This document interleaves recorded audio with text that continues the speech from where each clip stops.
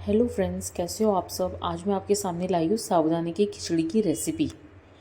ये साबूदाने को आप व्रत में भी बना सकते हो और ऐसे भी बना सकते हो, कभी ब्रेकफास्ट के लिए, कभी इवनिंग स्नैक्स के लिए। बहुत ही टेस्टी बनते हैं।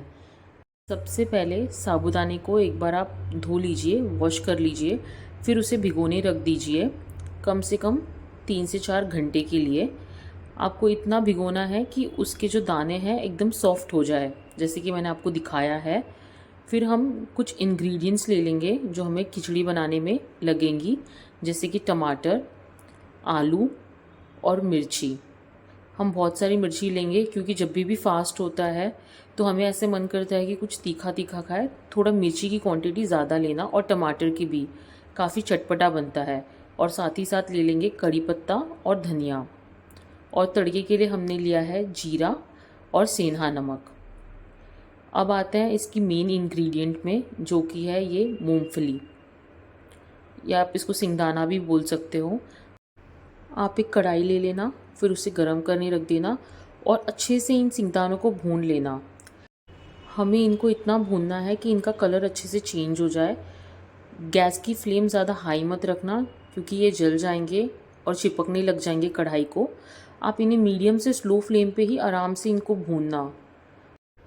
फिर आप धीरे धीरे नोटिस करोगे कि इनके कलर चेंज होने लग जाएंगे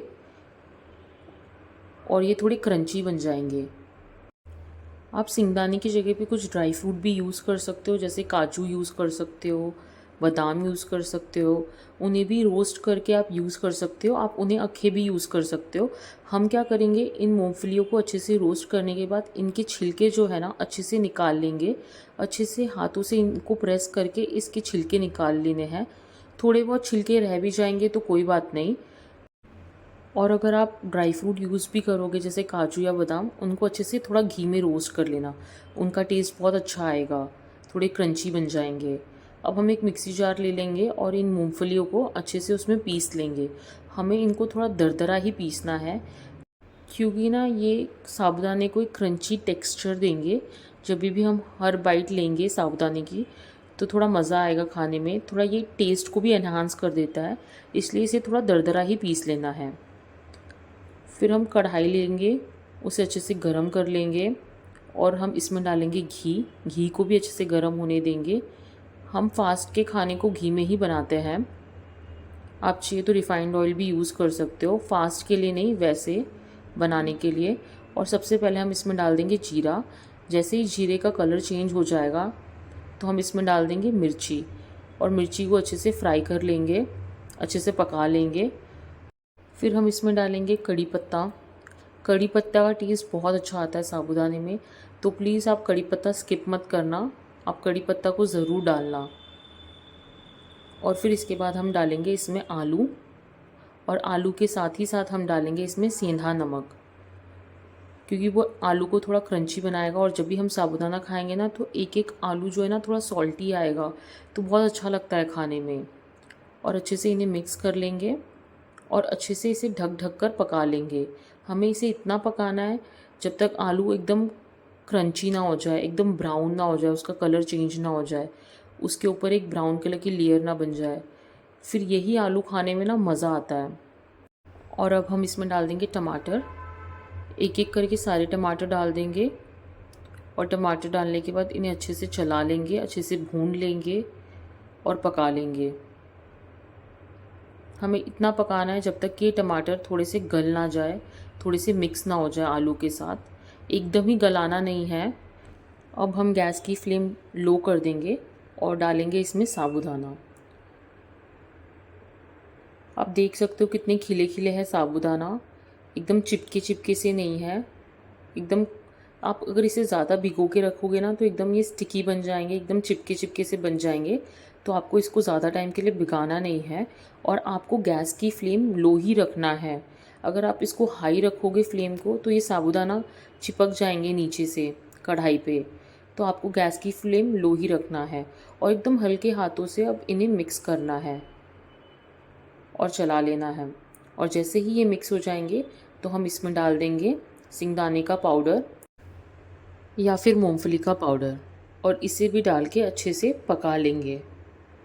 अभी भी गैस की फ्लेम स्लो ही है और थोड़े टाइम के बाद अगर आपको चाहिए तो आप मीडियम फ्लेम पे इसे पका सकते हो।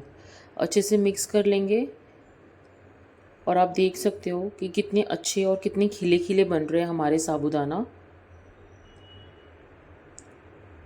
और ये ऑलमोस्ट रेडी है, अच्छे से रेडी हो गए हैं साबूदाना। अब हम इन्हें गार्निश करेंगे धनिया पत्ते के साथ। बहुत सारा हम धनिया पत्ता डालेंगे क्योंकि वो भी बहुत अच्छा फ्लेवर देते हैं।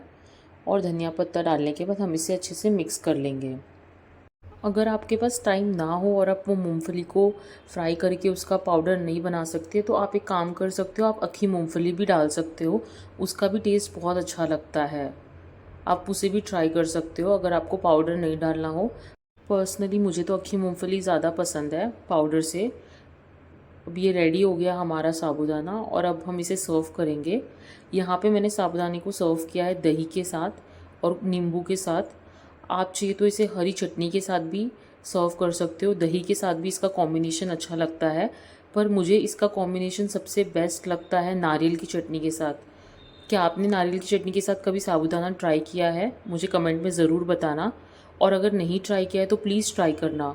नारियल की चटनी के साथ तो बहुत ज़्यादा ही टेस्टी लगता है और इवन दही के साथ। और आप जब इसे गरम गरम खाओगे तो इसके ऊपर नींबू ज़रूर निचोड़ना, वो भी बहुत टेस्टी लगता है। साथ में हरा मिर्च और नारियल की चटनी या धनिया पुदीने की चटनी या फिर दही, बेस्ट कॉम्बिनेशन लगता है। आपको ये रेसिपी कैसी लगी? होप सो आपको ये रेसिपी बहुत अच्छी लगी हो। सावन का महीना चल रहा है तो आप व्रत जब रखें तो आप ये रेसिपी ट्राई कर सकते हैं। आप मुझे कमेंट करके ज़रूर बताना आपको ये रेसिपी कैसी लगी। Thank you for watching this video guys. Bye, take care.